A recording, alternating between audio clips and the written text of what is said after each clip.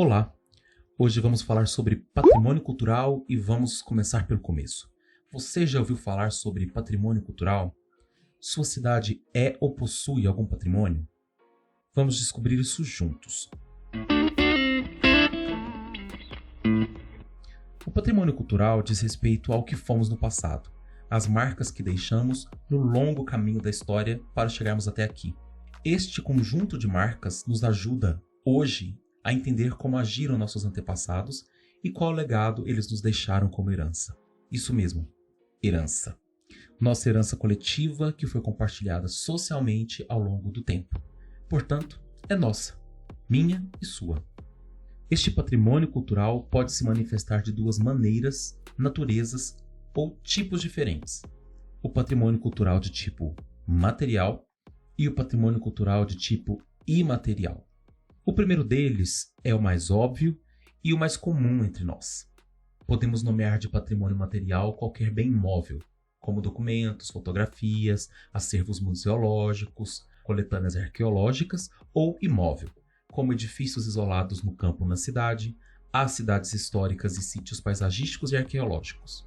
Temos como exemplo o Centro Histórico de Ouro Preto, Goiás, Olinda, o Parque Nacional da Serra da Capivara, o Conjunto Arquitetônico da Pampulha, as ruínas de São Miguel das Missões ou a paisagem da cidade do Rio de Janeiro. O segundo deles é menos óbvio. O patrimônio imaterial refere-se às práticas, ou seja, os modos específicos de fazer. Englobam danças, músicas, expressões cênicas, festas, culinárias. Trata-se, portanto, de saberes e práticas que passam de geração para geração e que são, assim, cultivados. Por exemplo, temos a arte Kissauá, o círio de Nossa Senhora de Nazaré, em Belém, o samba de roda do Recôncavo Baiano, as rodas de capoeira, entre outros.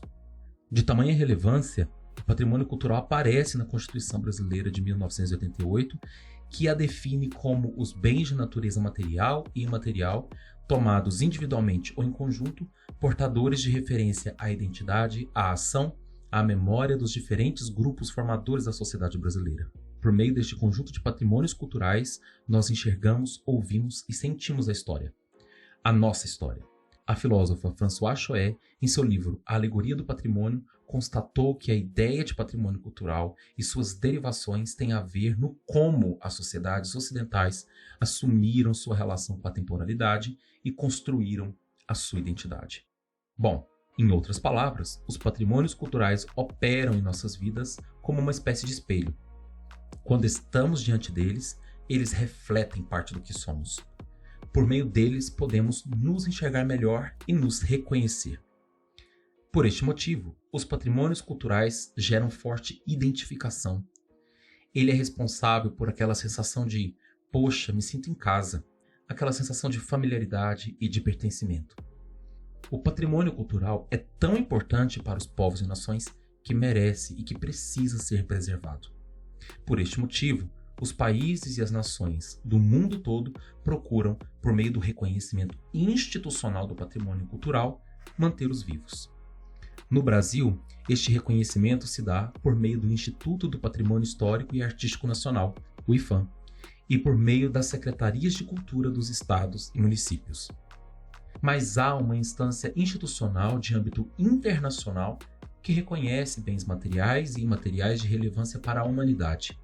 Estamos falando da Organização das Nações Unidas para a Educação, a Ciência e a Cultura, ou como é mais conhecida, a Unesco. É possível citar como patrimônios mundiais reconhecidos pela Unesco o Taj Mahal, na Índia, a Ilha de Páscoa, no Chile, o Centro Histórico de Cracóvia, na Polônia, Machu Picchu, no Peru, a Cidade Proibida, na China, entre outros tantos.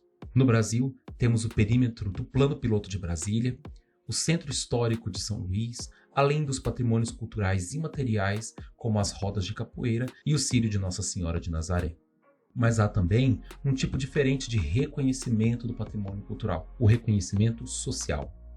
Esta modalidade de reconhecimento reforça a identificação e proteção dos bens. Neste sentido, se pensarmos o patrimônio para além do reconhecimento institucional, mas baseado no reconhecimento social, eles deixarão de ser quadros na parede para serem janelas abertas. Por exemplo, pato no Tucupi, no Pará, feijoada completa, galinhada, arroz com pequi ou pamonha em Goiás. Retomando a pergunta que gerou este nosso tema, quais são os patrimônios materiais e imateriais de sua cidade? Escreva aqui nos comentários quais patrimônios de sua cidade você gostaria de preservar para que as próximas gerações também o conhecessem. Eu sou Pedro Henrique Máximo, arquiteto e doutor em arquitetura e urbanismo pela Universidade de Brasília, e narrei este episódio que foi elaborado para a websérie E se essa cidade fosse minha?